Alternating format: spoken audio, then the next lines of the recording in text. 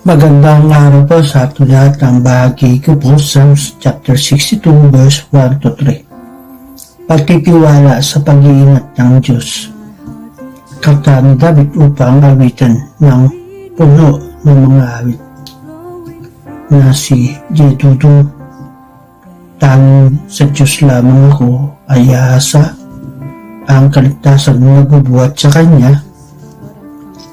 Tanging siya lamang ang tagapagligtas, tagapagtanggol ko at aking kalasag. Akin ang tagumpay sa lahat ng oras. Hanggang kailan ba niya lulubigin ang sinumang nanais ninyong patayin? Tulad ng isang pader na siya'y baksak, kaya ng bakod siya'y mawawasak.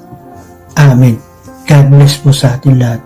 Pagpalang umaga sa ating lahat mga kapatid. Ang aking pong babasahin para sa ating daily devotion ay nasa mga awit, kabanata 62, talata 4 hanggang 6. Nais lamang ninyong siya ay siraan, sa inyong adhikain ibaba ang dangal.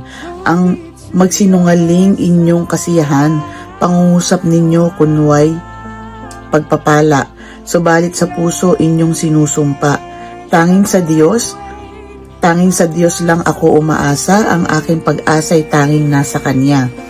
Tanging siya lamang ang tagapagligtas, tagapagtanggol ko at aking kalasag. Akin ang tagumpay sa lahat ng oras. Amen. Purihin ang ating Panginoon sa pagkabasa ng Kanyang mga salita. A blessed morning po sa ating lahat. Ang babahagi ko po ngayon ay matatagpuan sa Book of Psalms, chapter 62, verses 7 to 9. Ang sabi po dito, ang kaligtasan ko't aking karangalan ay buhat sa Diyos, na sa Kanya lamang. Siya'y malakas kong tagapagsanggalang, matibay na muog na aking kanlungan. Mga kababayan, sa lahat ng oras magtiwala sa Diyos, sa Kanya ilagak ang inyong pasaning ngayoy dinaranas. Siya ang kublihang may dulot na lunas. Ang taong nilalang ay katulad lamang ng ating hiningang madaling mapatid. Pagsamahin mo at dalhin sa timbangan, katumbas na bigat ay hininga lamang. Amen. Purihin po ang Panginoon sa pagkakabasa ng Kanyang mga salita. Good morning po ulit. Tayo po magbahagi ng ating devotion sa Psalms chapter 62 verses 10 to 12. Sabi dito, huwag kang magtiwala sa gawang marahas, ni sa panghaharang umasang uunlad, kahit umunlad pa ang iyong kabuhayan. Ang lahat ng ito'y di dapat asahan.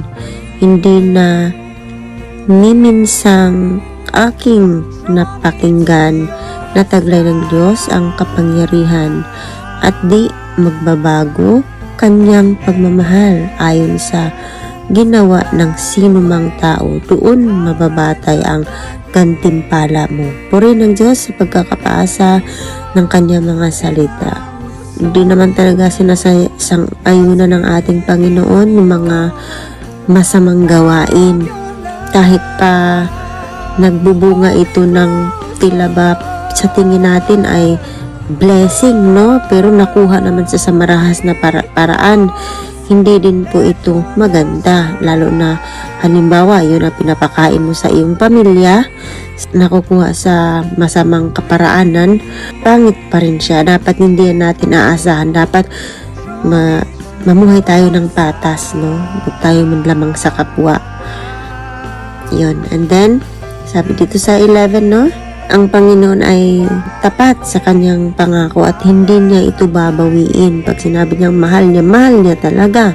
Hindi ito kagaya ng sinumang tao na hanggang pangako lang binabawi. Ang Panginoon ay talagang totoo sa Kanyang mga promises. At yung paghatol din ng Panginoon ay patas dahil nababatay ito sa ating mga ginagawa, yung kung ano mang gantimpala ang ating matatanggap ayon ito sa ating mga ginagawa. Yun lang po. Magandang araw.